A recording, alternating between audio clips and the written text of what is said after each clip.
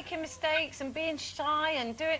I don't like the idea of a precocious 9-year-old writing a how-to book. How does he know how to do it any better than any other 9-year-old? It's ridiculous. But at least, you know, he's given a little bit of advice. How does he know? Well, he's 9.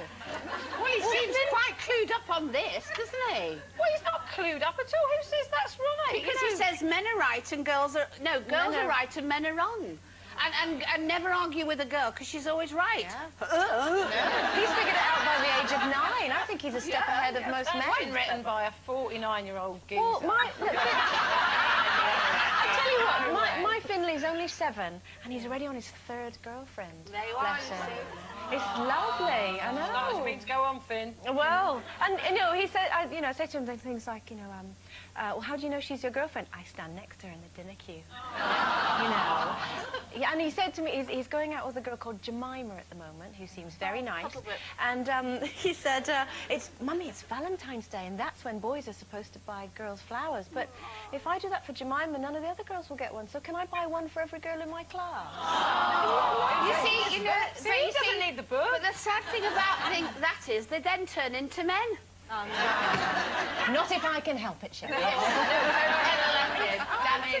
Damage. I'm actually on the side of Carol here, because there was an innocence about finding out how different personalities worked, weren't they? And men and women, boys and girls, are completely different. And I think it's lovely how you sort of get to know each other's...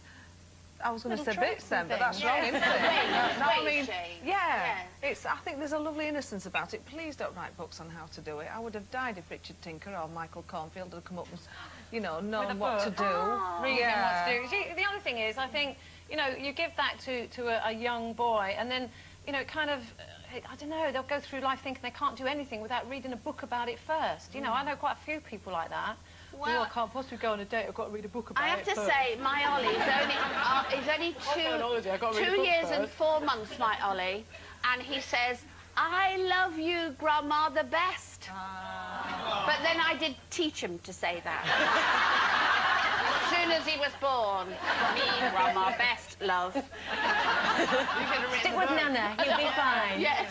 OK, here we go with your first chance today to grab some serious spends in our competition. Now, if you fancy the idea of winning £15,000, you need to answer this question correctly for your chance to win. Who wrote the famous play Romeo and Juliet? Was it A, William Shakespeare, B, Jane Austen, or C, Charles Dickens? Call 09012 931 941. Calls cost £1 from BT landlines. Calls from other networks may be higher, and from mobiles will be considerably more. Text your answer A, B, or C to 63303. Text cost £1 plus 1 standard network rate message. Digital satellite viewers can enter by pressing their red button now. You can also enter for free at itv.com. Entrance must be 18 or over. Lines close 10 a.m. Saturday the 14th of February.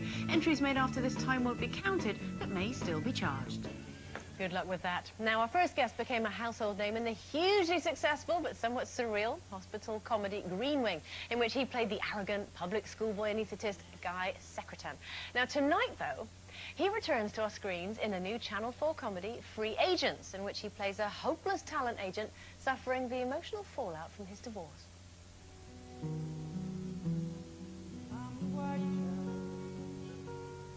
I'm dumped. Shh. No, because that would imply we had a relationship. We had sex. Can I tell you something truly amazing that's happened in the last 4 decades? Apart from colour TV and Nelson Mandela getting out of the nick, you can have sex with someone and you don't have to spend the rest of your life with them. You can go all the way and you don't have to propose. Well, speak for yourself, because as far as I'm concerned, we were pretty much engaged from the moment we locked tongues. In fact, I have to tell you, my darling, that because I'm divorced, it's going to have to be a registry. Please welcome Stephen Mangan.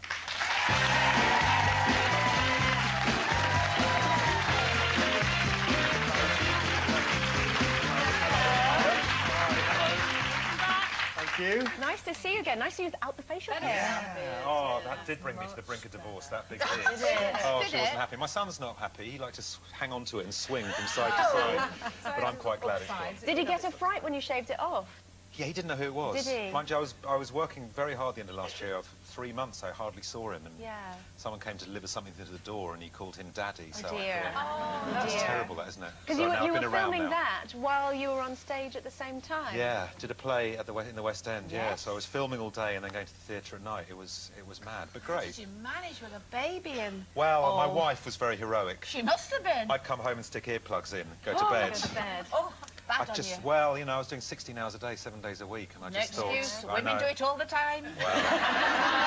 No excuse. Tell us a bit about it. What's Free Agents all about? It's about two very damaged people. I'm going through a messy divorce. Sharon Horgan is playing. her. She's great, isn't Fabulous. she? I'm sort of after her, but she's bereaved. Her fiancé died the year before. Natural comedy ground, as you can see straight away. It's a sort of will they, won't they romance. But being Channel 4, we do in the very first scene of the series.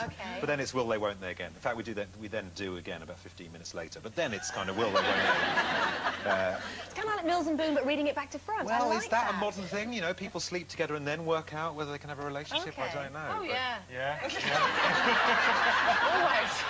This is unusual for you, isn't it, to play a part like this, because you're usually obnoxious. Yes, it's nice to play someone who's sensitive and a bit, you know, vulnerable. It's very nice. Yeah, Is that like your personality? It's probably, yeah, I would say. It's nice. Anthony Head plays the... Yes. You know, obnoxious person. he does. I mean, it's incredible, the stuff that comes out of his mouth. You know, it's really filthy. But he's so charming. Right, that's got everybody watching. He really is, absolutely. I mean, but he's such a charming man. He plays it so charmingly, you kind of let him... Well, it's the same people that were behind Spaced and Black Book, so is it that kind of feel to it? Both. Brilliant. They were, weren't they? Yes. And Shaun of the Dead, they did, and Hot Fuzz. Oh, brilliant. So, I was a bit nervous about it, actually, because we talked about it last time you were on, briefly, and with Sharon, and I was, like, really looking forward to it. I thought, it's going to be brilliant.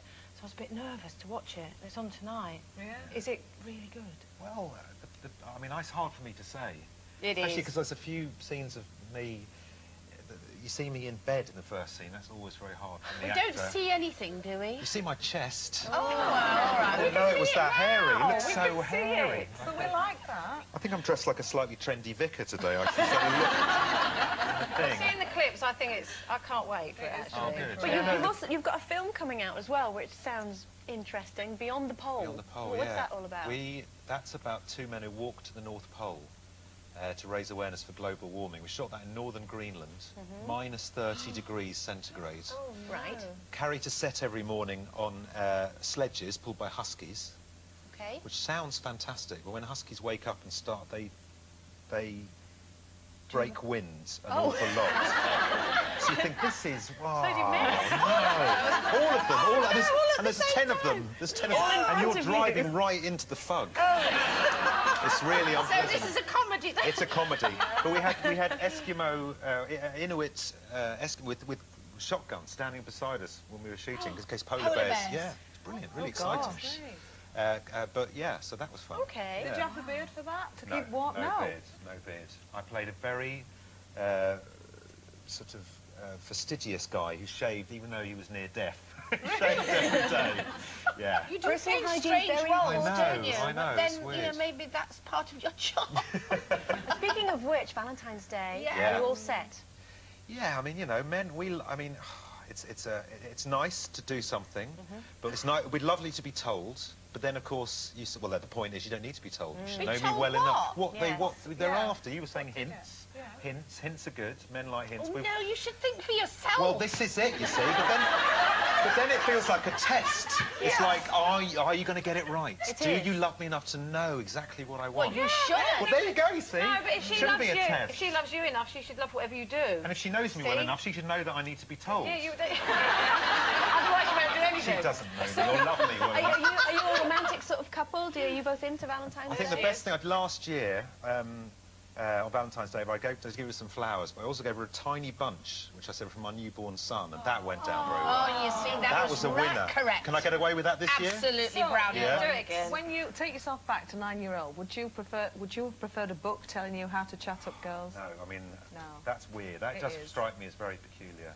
And also, if you need advice about women, a 9-year-old boy? Yes. I always think, why do men you should ask women, surely. Yeah. Shouldn't you? Yeah. I don't know. But I don't.